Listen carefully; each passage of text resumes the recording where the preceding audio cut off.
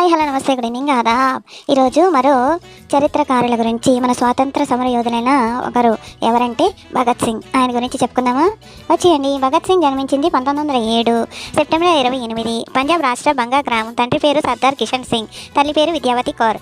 ఆయన తండ్రి మామలు కూడా స్వాతంత్ర ఉద్యమంలో పాల్గొన్న వాళ్లే. అందుకే చిన్నప్పటి నుంచి భగత్ సింగ్ ఇంట్లో దేశభక్తి మాటలు ఉద్యమాల కథలే వినిపించేవి.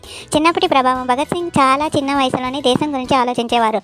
1919లో జలియాన్ వాలా బాగ్ మారణ హోమం ఆయన జీవితాన్ని పూర్తి మార్చేసింది. ఆ సంఘటన జరిగిన చోటికి వెళ్ళి రక్తంతో నిండిన మట్టిని చేతుల్లో పట్టుకొని ఈ మట్టిని స్వేచ్ఛగా చెయ్యాలి అని ప్రమాణం చేశారట. ఆయన చదువు లాహోర్లోని నేషనల్ కాలేజ్లో చదువుకున్నారు. చదువుతో పాటు విప్లవ సాహిత్యం, కర్ల్ మార్క్స్, లెనిన్, స్వాతంత్ర ఉద్యమం చరిత్ర ఇవన్నీ లోతుగా చదివారు. ఆయన కేవలం యోధుడే కాదు, ఆలోచనలో పోరాడిన మేధావి. ఆయనకి భగత్ సింగ్కి పెళ్లి కాలేదు. తల్లిదండ్రులు పెళ్లి చెయ్యాలని ప్రయత్నించినప్పుడు ఆయన ఇంటి నుంచి పారిపోయారు. తన తల్లిదండ్రులకు రాసిన లేఖలో ఇలా రాశారంట. ఏమని?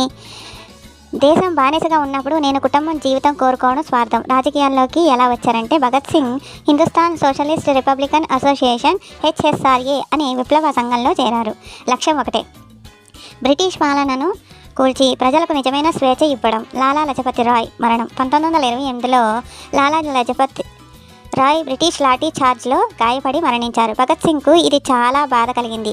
దానికి ప్రతీకారం తీర్చాలి అని నిర్ణయించుకున్నారు. అందుకే బ్రిటిష్ అధికారి సండర్స్ను హత్య చేశారు. అసెంబ్లీ బాంబ్ ఎందుకు వేశారంటే 1929లో ఢిల్లీ అసెంబ్లీలో ప్రాణ నష్టం జరగని బాంబు వేశారట. ఎందుకంటే ప్రజల దృష్టిని ఆకర్షించాలి, బ్రిటిష్ చట్టాల అన్యాయాన్ని బయట పెట్టాలి అని. బాంబు వేసిన తర్వాత పారిపోలేదట. ఇంకిలాబ్ జిందాబాద్ అని నినాదిస్తూ స్వయంగా అరెస్ట్ అయ్యారు.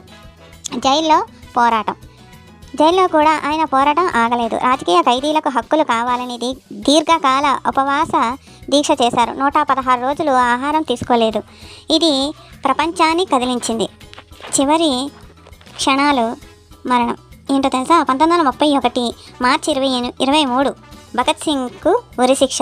ఉరి వేయటానికి ముందు పుస్తకం చదువుతూనే ఉన్నారంట. భయం లేదు, కన్నీరు లేదు అన్నారు. నేను చనిపోతున్నానని కాదు, ఈ దేశం కోసం జీవిస్తున్నాను అంతే. భగత్ సింగ్, రాజ్గురు, సుఖ్దేవ్ ముగ్గురిని ఒకేసారి ఉరితీశారు. చివరి మాట. భగత్ సింగ్ పెళ్లి లేదు, కుటుంబం జీవితం లేదు, సొంత ఆనందం లేదు. దేశం కోసం తన యవ్వనం ప్రాణాలు అన్నీ ఇచ్చారు. ఇంకిలాబ్ జిందాబాద్ ఇది నినాదం కాదు, ఆయన శ్వాస. ఇది ఆయన చరిత్ర రాసి వెళ్ళిపోయారు. ఇది నేను చెప్పడం మీకు నచ్చితే please like, share, subscribe, visit my channel. Thank you. ఇంకా కొంతమంది ప్రముఖుల గురించి